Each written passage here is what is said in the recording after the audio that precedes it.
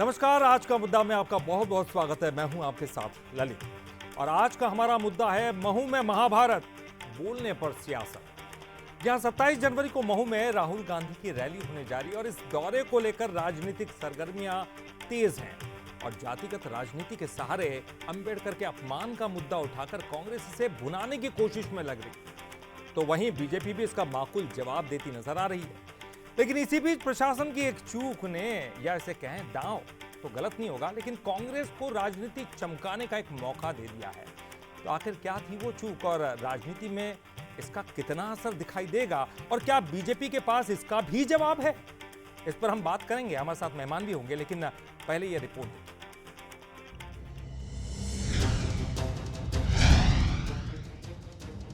2 तारीख, 2 आदेश, आखिर क्यों फंसा पेंच? जी हां, 27 जनवरी को महू में राहुल गांधी की रैली होने जा रही है, जिसको लेकर प्रशासन ने पहले राजनीतिक और धार्मिक भाषण पर रोक लगाई। रोक के आदेश पर कांग्रेस में आक्रोश दिखा। पीसीसी चीफ के मीडिया एडवाइजर के मिश्रा ने प्रशासन को खुली चुनौती दे डाली।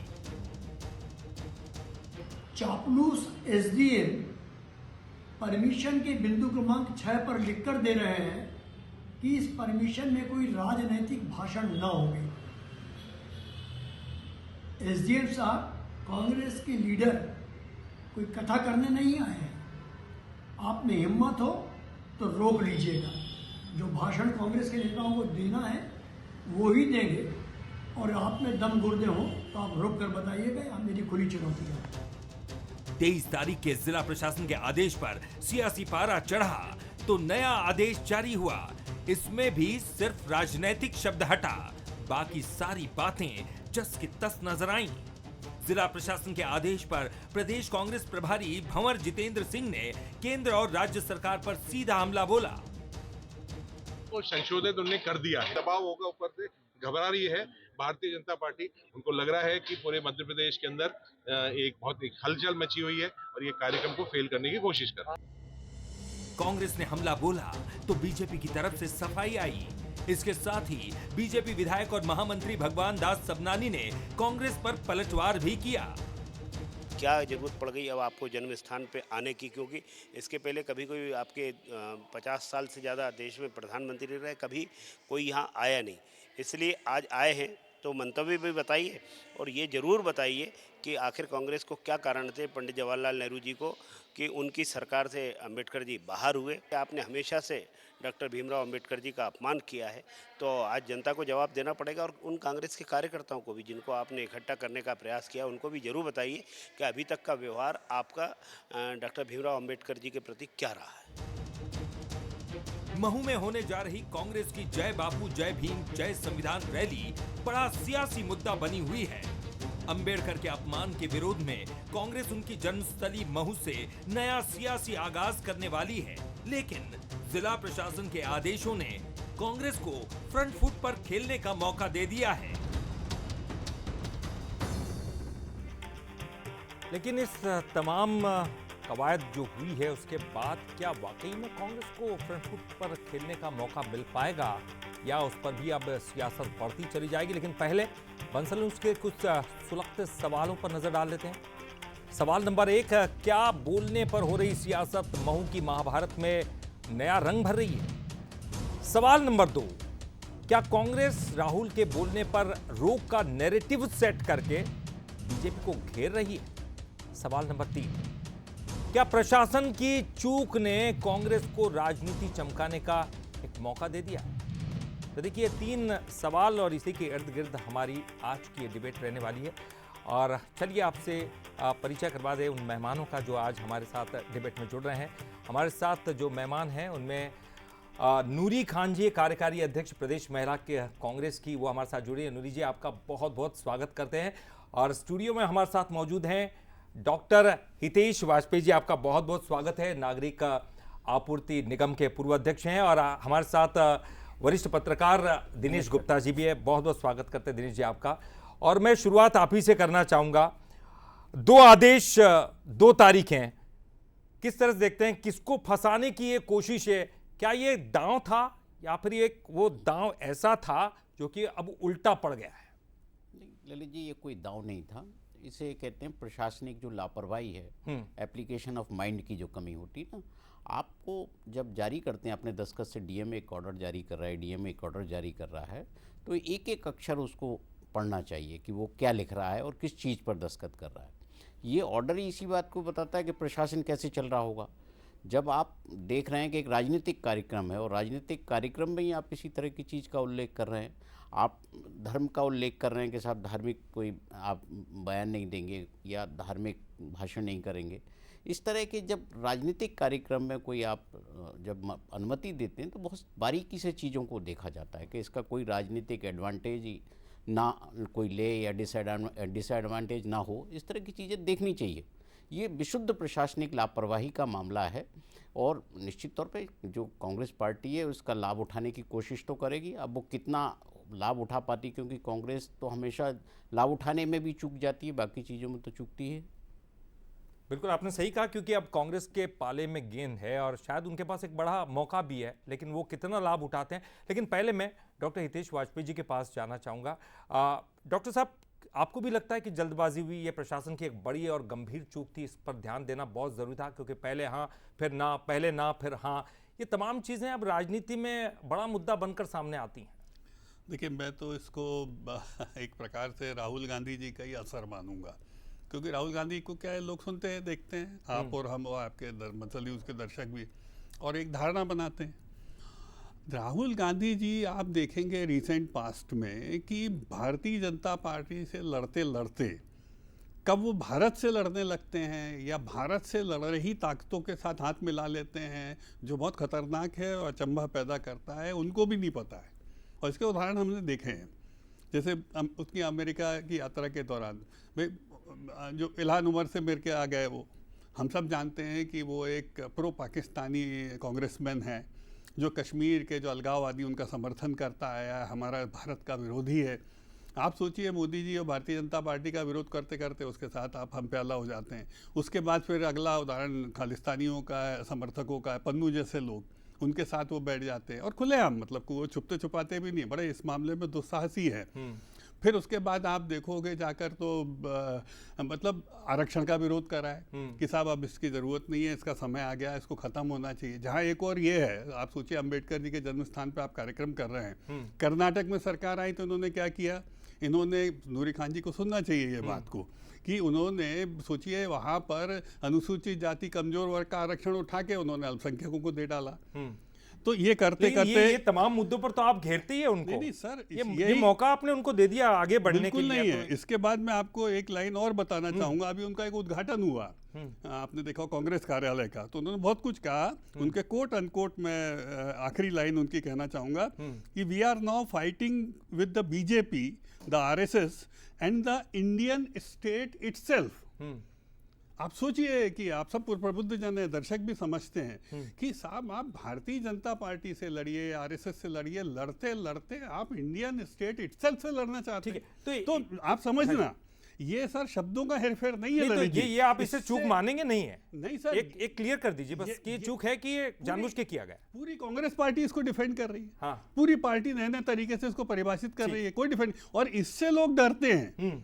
वहां पर जो एसडीएम है, वहां पर जो तहसीलदार है, देखिए राहुल गांधी से राजनीतिक रूप से कोई नहीं डरता कि कुछ भी बोल देंगे, वो जो कुछ भी बोल जाते हैं, यस, वो कुछ भी बोल के चले जाते हैं। तो ये चीज खतरनाक है और वो बहुत पवित्र स्थान है, और राहुल गांधी की भाषा पर नियंत्रण। अगर ऐसी बात है हितेश जी, बस एक बात डॉक्टर साहब, अगर ऐसी बात है तो फिर वो ऑर्डर बदल क्यों करना पड़ा, फिर आपको उनको अनुमति क्यों देनी? देखिए, मैं एसडीएम नहीं हूँ, हाँ, ना ही मैं एसडीएम का, मैं बहुत साधारण, प्रशासन को क्यों देनी पड़ी? देखिए गुप्ता, मैं खुद शासन में रहा हूँ और ये बहुत नीचे, मैं कहता हूँ कि एसडीएम और उनके लेवल पर बनाया गया आदेश होता है, आप उसकी मेंसेरिया को समझिए। देखिए, स्पीच रेस्ट्रिक्शन जो होता है वो उन्माद फैलाने पर होता है, धार्मिक उन्माद फैलाने, सामाजिक। कल को वो कह गए वहां पर जाके कुछ बोल गए तो कौन झेलेगा साहब, ये तो शांति का टापू है हमारा, कोई चुनाव नहीं है यहाँ पर, कुछ नहीं है। अच्छा, बहक जाते हैं। मैं फिर कह रहा हूँ भाई, वो क्या बोलते हैं, आप सोचिए अपने ही कार्यालय में जब बोल रहे हैं कि हम भारतीय गणराज्य से हम अपनी संघर्ष करेंगे या कर रहे हैं, हमारी लड़ाई उनसे है, तो आखिर कहना क्या चाहते हो? नूरी जी, आपने एक चुनौती पेश की थी, हालांकि उस चुनौती के बाद वो चुनौती रंग लाई और कहीं ना कहीं उस आदेश में थोड़ा फेरबदल करना पड़ा, यानी कि राजनीतिक भाषण देने की अनुमति मिल गई है, लेकिन पूरी तरह से अनुमति नहीं है। वो बाकी का जस का तस है, न तो आप धार्मिक भाषण दे सकेंगे, वहां तमाम चीजों पर प्रतिबंध भी है। तो ऐसे में आपको लगता है कि चुनौतियां तो अभी है। ललित जी, मैं अपनी बात रखूं उसके पहले मैं हितेश वाजपेयी जी से कहना चाहूंगी कि मैंने आपकी पूरी बात सुनी है। अब आप मेरी पूरी बात सुनिए। आपकी पूरी बात कीजिएगा। जितने भी आरोप आप लगा रहे हैं उन आरोपों के बारे में मैं आपसे कहना चाहूंगी, ये जो भाजपा ने किया है, इनका कहना है कि वो एसडीएम नहीं है, लेकिन सरकार इनकी है, अधिकारी इनकी कठपुतली बन के काम कर रहे हैं। और जिस लड़ाई को जय बापू, जय भीम, जय संविधान हम लड़ रहे हैं, ये वही लड़ाई है जो विचारों की अभिव्यक्ति की स्वतंत्रता की लड़ाई है।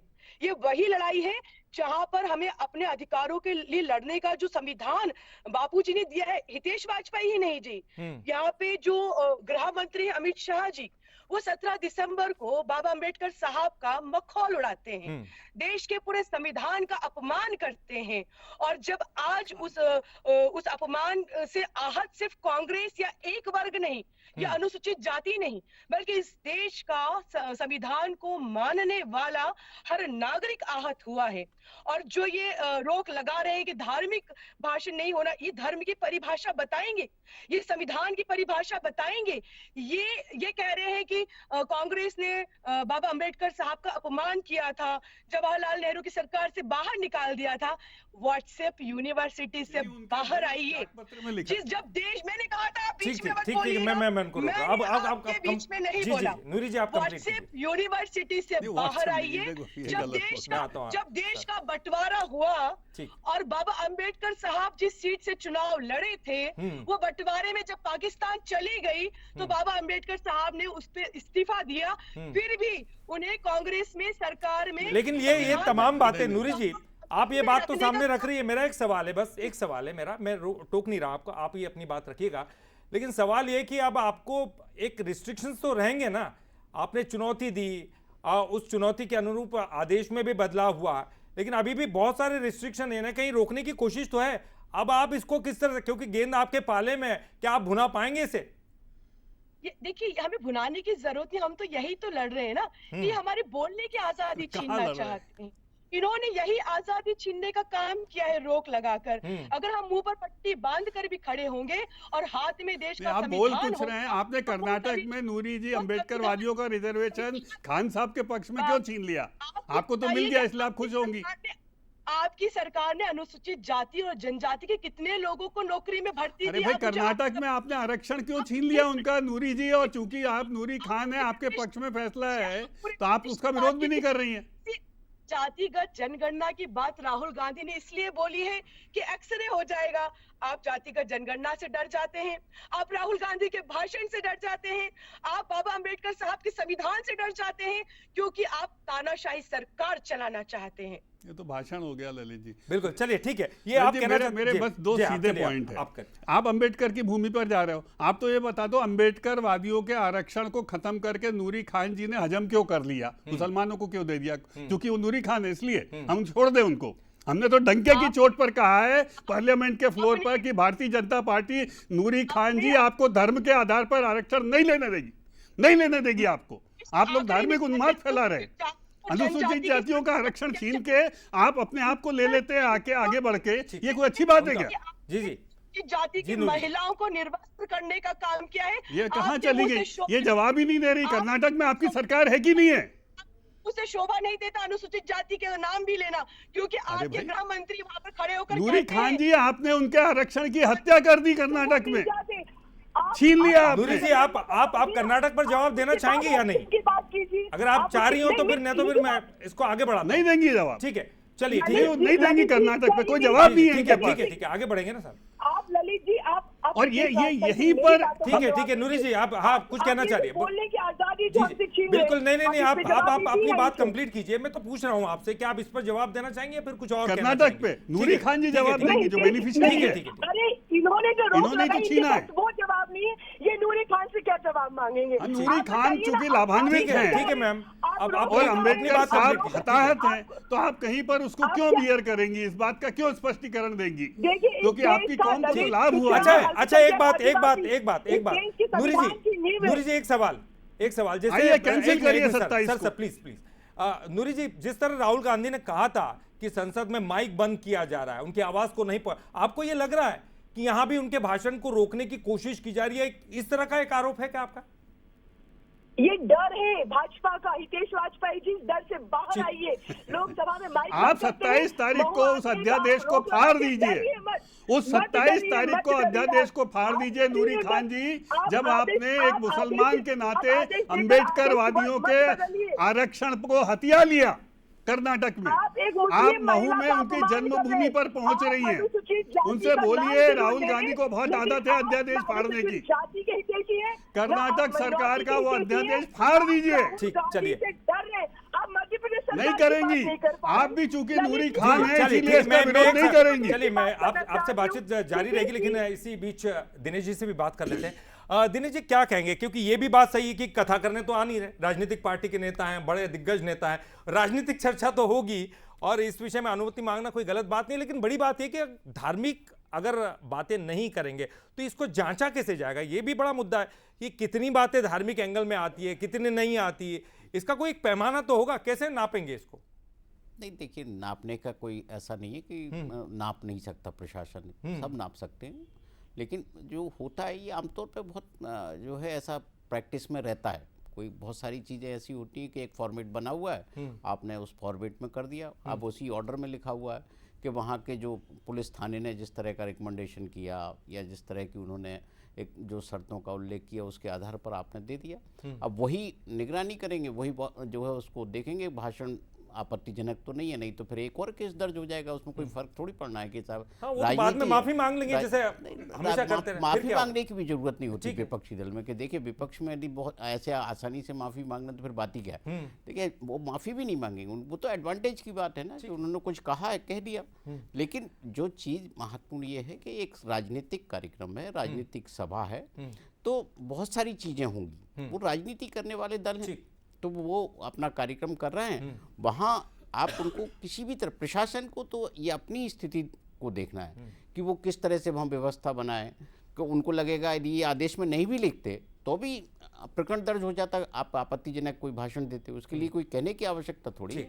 लेकिन ये चूक है, प्रशासन ने उस चूक को स्वीकार किया और एक संशोधित आदेश निकाल दिया है, तो उन्होंने कहीं ना कहीं अपनी गलती मानी है ना। इसमें मुझे लगता है राजनीतिक कमेंट प्रशासनिक बहुत ज्यादा है। जी, प्रशासनिक ज्यादा है, लेकिन डॉक्टर साहब ये सवाल आपसे भी है कि आखिरकार ये धार्मिक एंगल की जांच कैसे होगी? पहली बात तो ये, और दूसरी बात ये, अच्छा भला चल रहा था सर, निकल जान देते इस रैली को। नहीं, सब निकल जाए, मुझे लग रहा है कि नहीं सब उनको मुद्दा बनाने का मौका दिया आपने। मध्य प्रदेश की धरती पे आ रहे हैं, राहुल गांधी जी का स्वागत है, वो आप भूल जाइए। देखिए कि एसडीएम की जो जिसकी बात गुप्ता जी ने करी उसको लेकर आप इतनी चर्चा मत करिए, मैं तो लेकिन बहुत इंपॉर्टेंट बात कह रहा हूँ। देखिए अंबेडकर साहब का जन्म स्थान है वो, स्वागत है राहुल गांधी जी का, लेकिन आपको ध्यान हो उनको अध्यादेश फाड़ने की आदत है।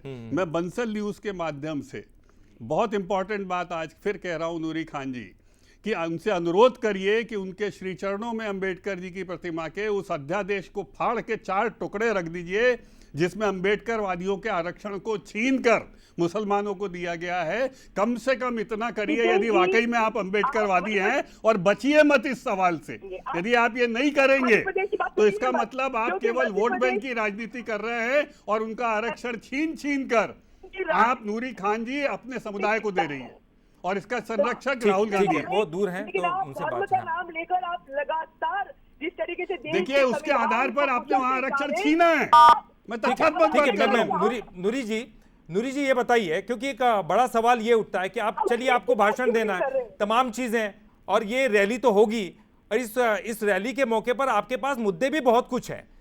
दिल्ली में चुनाव है आने वाले समय में, तो उसको देखते हुए भी तमाम चीजें, पश्चाताप का अवसर भी है, इनका रोक लगाने का आदेश। अरे पश्चाताप का अवसर है, रोक को भूल जाइए, कोई नहीं रोक रहा है आपको। इनको माफी ये बच रही है कर्नाटक के सवाल से साहब, ये नहीं देना चाहती है अम्बेडकरवादियों को। इसका जवाब नहीं दे सकते ना। नहीं आप देने आप सवाल पूछिए, मैं सवाल ले लेता हूं उनसे। बताइए कि विधानसभा में अनुसूचित जाति पर कितने हमले और अपराध हुए, और आपकी ही विधानसभा में आपकी सरकार ने क्या आंकड़े प्रस्तुत किए, आप मुझे जवाब दीजिए। देखिए दीजिए जाति आप वाली जवाब। बात होगी तो वो तमाम दीजिए चीजें जवाब। उठा के मैं वो भी समझ बाहर गया, आएंगी। लेकिन मैंने सीधा बोला आप कर्नाटक पे जाएंगे तो वो यहाँ की नहीं सर, आप कर्नाटक सीधा पे सर, जाइए, इनको आप अध्यादेश मध्य माना, प्रदेश का इन्होंने जवाब नहीं मुसलमानों देंगे। को आरक्षण दे दिया वहाँ का, अनुसूचित जाति से छीन के। तो इसलिए वो विधानसभा की बात उठा रहे हैं। तो भाई वहाँ पर जब अम्बेडकर जी क्या जा रहे हैं, पश्चाताप करिए आप वहाँ पे, उनके चरणों में उसके 4 टुकड़े करके डाल दीजिए राहुल जी। हम एक छोटी सी मांग कर रहे हैं, आज भी वहीं आपकी सरकार है कर्नाटक में, क्यों बच रही है इससे? आप मेरे मुसलमान होने से क्यों बच रही है? क्योंकि आपका नाम नूरी खान है इसलिए बच रही है। आप बचाना चाहती हैं आप इसको, क्योंकि आपको लाभ मिला है। हैसियत से बैठी हूँ, किस हक से आप अम्बेडकर जी के श्री चरणों में फूल चढ़ाने जा रहे हैं? आप बार एक ओर से उनके लोगों पे आप पीठ में छुरा भागते हैं कर्नाटक में। अपमान करते हैं आप अम्बेडकर देखो, लूज टॉक करने का कोई मतलब नहीं है। क्या आप उस अध्यादेश को फाड़ेंगे?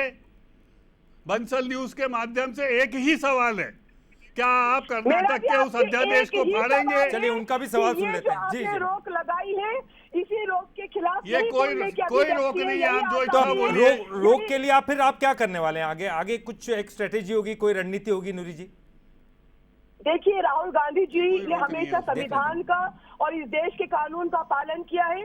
हमें रोका जाएगा, सरकार को लगता है कि हमें नहीं, रोका वो तो जाना राजनीतिक चाहिए। भाषण देने की हम- छूट तो मिल गई हम- आपको। हम- देखिए, हम गांधीवादी तरीके से, लेकिन धार्मिक भाषण नहीं देना है, क्योंकि धर्म जो है वो धर्म के ठेकेदार यहाँ पर बैठे हैं।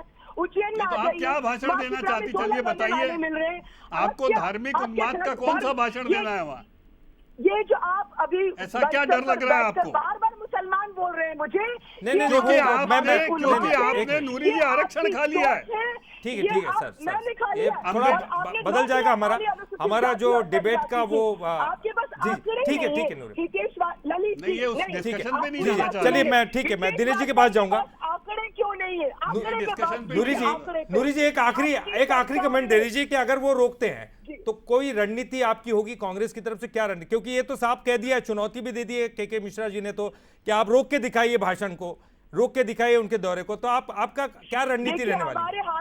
हमारे हाथ में संविधान की प्रति है जी, जी। और संविधान ही हमारी रणनीति है, और बोलने की आजादी इस देश में जिस तरीके से नफरत ठीक, फैलाई चलिए मैं जा रही है, उसके क्लोजिंग खिलाफ कमेंट हम कर्नाटक लड़ते का रहेंगे। अध्यादेश वो न ठीक है, हम भाजपा ठीक है मैम। सरकार से डरते हैं, न ठीक। इसकी प्रशासन से डरते हैं, जी, न जी। इसकी पुलिस जी, से नूरी जी, डरते हैं। ठीक है। मुकाबला हो जाएगा। ठीक, मुद्दे पे बात। दिनेश जी एक क्लोजिंग कमेंट आप, क्योंकि देखिए ये मुद्दा बड़ा गर्माया है इस पूरे मामले को लेकर, दोनों एक दूसरे पर आरोप प्रत्यारोप करते हुए दिखाई दिए, लेकिन नहीं है, मैंने जी, तथ्य रखा। आपने भी क्वेश्चन किए, उन्होंने भी तथ्य क्वेश्चन रखा है, किया। तथ्य, सवाल नहीं किया। ये तथ्यों पर बात ही नहीं कर उन्होंने पा रहे, आरक्षण देश डाइवर्ट पार्टी के किया है पास वहाँ आंकड़े नहीं है। कर्नाटक दिनेश में। दिनेश जी आने वाले समय में ये मुद्दा और गर्माते हुए नजर आएगा, और ये छूट का कोई लाभ तो कांग्रेस नहीं लेगी। यूनिवर्सिटी से बाहर आइए, जो लेना है वो स्टडी तो करके वैसे भी आया उनका कीजिए। कार्यक्रम है, ठीक। लेकिन कोई सरकार उस जो गलती को कोई डिफेंड तो कर नहीं रही कि सब वो जो एसडीएम ने किया है वो बड़ा सही किया है, हाँ, वो तो ये बात। कहेगी भी नहीं ना, वो उस बारे का कोई बचाव तो कोई कर नहीं रहा है। और जो एडवांटेज लेना, इतनी बड़ी रैली हो रही है, वो इसी के लिए इसमें एक ये भी बोल देंगे कि सब हमको बोलने से रोका गया है, तो उनका जो मूवमेंट है वो तो चलेगा। भारतीय जनता पार्टी का भी चल रहा है ना, संविधान गौरव, उनकी जो यात्राएं वो भी निकल रही है, कार्यक्रम भी एक हो रहा है। ब्रिज का नाम भी अंबेडकर के नाम हाँ, पर रख दिया। वो भी हो रहा है, और लगातार आज ही मुख्यमंत्री का कार्यक्रम ग्वालियर में था, वो भी तो संविधान पे बात कर रहे हैं, यही सारे मुद्दों पे बात कर रहे हैं वो, कि जो है कांग्रेस ने क्या किया, बाबा साहब के साथ क्या किया, तो सब अपने राजनीतिक तरीके से ही बात पहुंचा रहे हैं। और ये तो बेसिकली अनुसूचित जाति का विषय नहीं है, क्योंकि वो अंबेडकर की जन्मस्थली पे जा रहे हैं, संविधान पर जा रहे हैं, ये तो ओवरऑल संविधान की बात हो रही है। जो कांग्रेस का मुद्दा है वो केवल एससी नहीं है, वो पूरे संवैधानिक मुद्दे, संवैधानिक संस्था, उन पर बात कर रही है। बिल्कुल, और जैसे कि आपने शुरुआती दौर में संविधान को ही बदल दिया कर्नाटक में, हमारा आपने भी जैसे यही मुद्दा। शुरुआती दौर में दिनेश जी कहा, धर्म के लिए बदल ये दिया। कहा भी कि एक चूक है प्रशासन की, और ये लापरवाही है, और बड़े गंभीरता के साथ सोचना चाहिए, क्योंकि इन तमाम चीज़ों के राजनीतिक मायने तो निकाले ही जाते हैं, और उसका फायदा और नुकसान भी होता है, और ये हमने अक्सर देखा है, इससे पहले भी कई घटनाओं में हमने देखा है, तो निश्चित तौर पर कुछ ना कुछ तो हुआ है। अब ये देखना होगा कि इसका फायदा वाकई कांग्रेस उठा पाती भी है कि नहीं। तो हितेश जी कह रहे हैं कि वो उठा ही नहीं पाते, कई बार ऐसे कई मुद्दे आते हैं, लेकिन बीजेपी को क्या नुकसान होगा और फायदा होगा, ये आने वाला वक्त बताएगा। फिलहाल आपके लिए, आप तीनों का ही बहुत बहुत शुक्रिया करते हैं इस डिबेट में पार्टिसिपेट करने के लिए, और इस खास पेशकश में यानी कि आज का मुद्दा में फिलहाल के लिए इतना ही।